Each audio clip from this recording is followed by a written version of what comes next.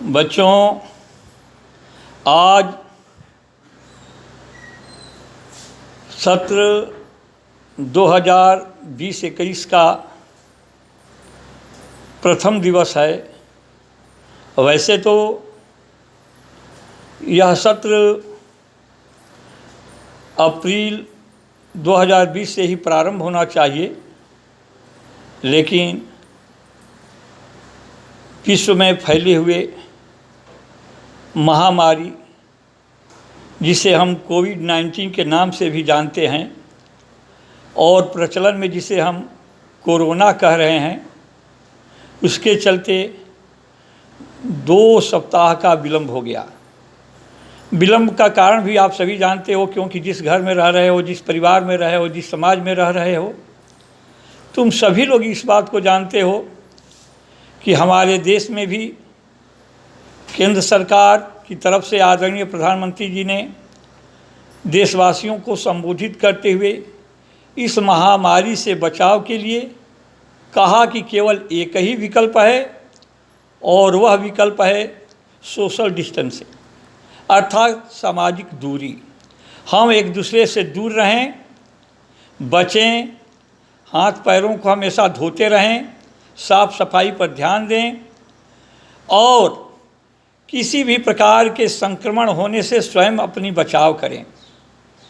कहीं किसी प्रकार की सर्दी जुकाम हो, अगल बगल मोहल्ले में भी किसी को हो, तो हम तत्काल इसकी सूचना दें। और इसी चलते हमारे उत्तर प्रदेश सरकार ने भी हमारी कक्षाओं को स्थगित रखा।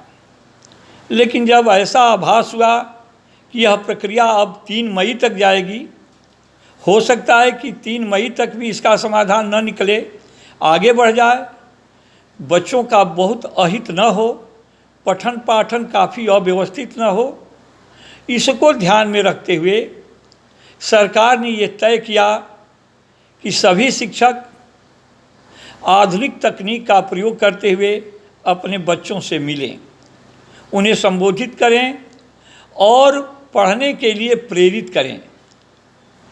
यह एक काफ़ी महत्वपूर्ण समय है और यह समय जो हमारा 1 अप्रैल से लेकर के 20 मई तक चलता है, इसमें हम लोग विगत वर्षों में काफ़ी कुछ अपनी तैयारी कर लिए थे। इस बार भी वैसी ही हमारी तैयारी होती, जो आगे चल कर के हमारे लिए संजीवनी का काम करती। लेकिन देर आया दुरुस्त आया, सरकार ने अच्छी पहल की और अब हमारी जिम्मेदारी है, शिक्षक और शिक्षार्थी की जिम्मेदारी है कि हम उसको कैसे आगे ले चल सकते हैं। आज प्रथम दिवस है और प्रथम दिवस होने के नाते हम सबका ये दायित्व बनता है कि हम जो विगत वर्षों में पढ़े हैं,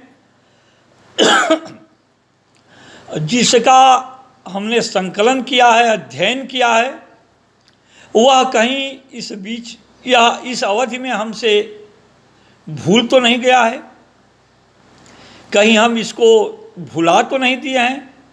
ऐसा सोच करके हमें पुनरावृत्ति, पुनरावलोकन की आवश्यकता है और आज प्रथम दिवस उसी पुनरावलोकन की ओर हमें ले जा रहा है। जैसा मैं पीछे भी बताया हूँ, बार बार जब भी कक्षा में आता हूँ तो एक बात जरूर तुम लोगों से मैं कहता हूँ कि देखो, संस्कृत साहित्य दुनिया की सर्वोच्च साहित्य है। इसे क्यों देववाणी कहते हैं? ऐसे ही इसका नाम देववाणी नहीं है, देवताओं ने ऐसे ही इसे नहीं ग्रहण किया। इसके पीछे कारण है, ये इसकी समृद्धि, इसकी सुगमता, सुबोधता। दुर्भाग्य हमारा है कि इधर के समय में हम इसे धीरे धीरे दूर होते गए और इस साहित्य की जगह पर विदेशी साहित्य, जिसे हम आंग्ल भाषा कहते हैं, उसने अपना स्थान बनाना शुरू कर दिया। कल्पना करो, सोचो, यह साहित्य जो हमारी धरती से पूरे विश्व में फैली, आज उसको अध्ययन करने वाला, इस पर शोध करने वाला, जिसके विचारों को सबसे अधिक मान्यता मिलती है, ऐसा मैक्स मूलर है, जो जर्मनी का रहने वाला है। जर्मनी देश में आज यह भाषा हमसे भी ज़्यादा प्रचलित है। इसका कारण क्या है? इसका कारण इस भाषा की वैज्ञानिकता है, इसकी व्याकरण की समृद्धता है और सर्वग्राह्य सुगमता, सुबोधता है। कोई भाषा तभी समृद्ध हो सकती है जब उसका व्याकरण वैज्ञानिक हो, सर्वग्राह्य हो, सुबोध हो, सरल हो।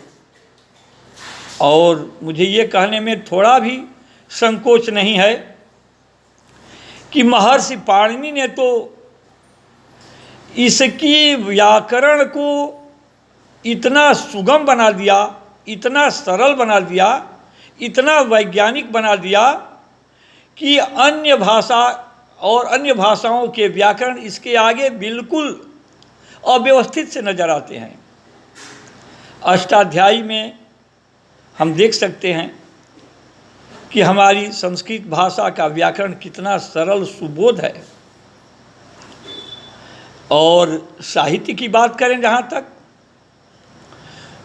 तो विश्व का प्राचीनतम साहित्य ही नहीं है ये, उतना ही सरस और प्रचुर है, विशाल है, व्यापकता इसमें भरी हुई है। जैसे लें हम उदाहरण के तौर पर, हमारी पाठ्य पुस्तक में भी है, गद्य साहित्य में लें इसके महाकवि बाण भट्ट, जिनका एक एक वाक्य अभी आप पढ़ते हैं, जो हमारी पुस्तक में चंद्रापीठ कथा के नाम से है, कादंबरी उनकी रचना है जिससे लिया हुआ है। एक एक वाक्य 10-10, 15-15 पंक्तियों का है। कितना सुंदर उसमें समासिक समन्वय है, देखते ही बनता है। तो आज हम आएं और इसके गद्य साहित्य की तरफ पहले चलें, इसके बाद हम फिर इसके काव्य साहित्य की तरफ चलेंगे, फिर नाटक साहित्य की तरफ चलेंगे और बाद में व्याकरण की तरफ चलेंगे।